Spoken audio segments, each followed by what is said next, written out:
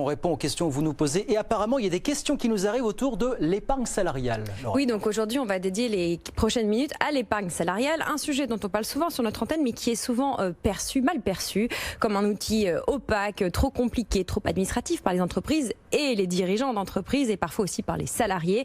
On va décrypter tout de suite le sujet avec Benjamin Pedrini qui est cofondateur d'Epsor. On lui a posé 2-3 questions pour débroussailler le sujet. On l'écoute.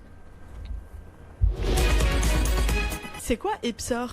Epsor est la solution alternative aux offres traditionnelles d'épargne salariale et d'épargne retraite qu'on retrouve sur le marché.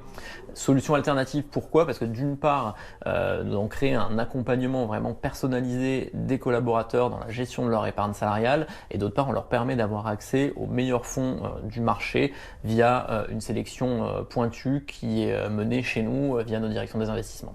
Épargne salariale et actionnariat salarié, qu'est-ce que ça veut dire ? L'actionnariat salarié, c'est une composante de l'épargne salariale. Dans l'épargne salariale, on retrouve deux choses. On retrouve d'une part les primes qui peuvent être versées par les entreprises sous forme d'intéressement et de participation, que les gens qui en ont connaissent bien. Et d'un autre côté, les plans d'épargne sur lesquels ces primes peuvent être investies. Donc on a là les plans d'épargne d'entreprise et les plans d'épargne retraite. Sur ces plans, les collaborateurs ont accès à différents supports d'investissement, dont, dans certaines entreprises, de l'actionnariat salarié, soit sous forme de fonds d'actionnariat salarié, soit sous forme d'actions d'entreprise en direct. Pourquoi beaucoup d'entreprises ne mettent pas en place l'actionnariat salarié selon Epsor ? L'épargne salariale est un sujet complexe qui va mêler de la fiscalité, qui va mêler du droit du travail. Pour une entreprise, c'est des sujets assez complexes à maîtriser et donc ça nécessite un accompagnement. Par ailleurs, dans la mise en place, les offres et les établissements traditionnels qui proposent ça ne vont pas forcément accompagner les entreprises dans leur démarche et c'est là où ça paraît extrêmement lourd.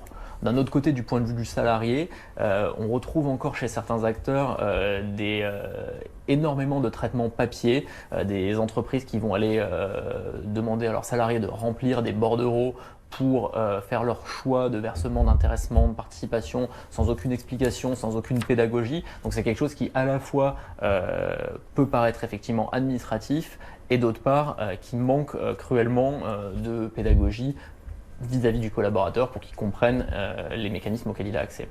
Voilà, c'était le cofondateur d'Epsor, Benjamin Pedrini. Epsor qui est une start-up qui vient disrupter ce système d'épargne salariale et qui nous faisait le distinguo entre épargne salariale et actionnariat salarié.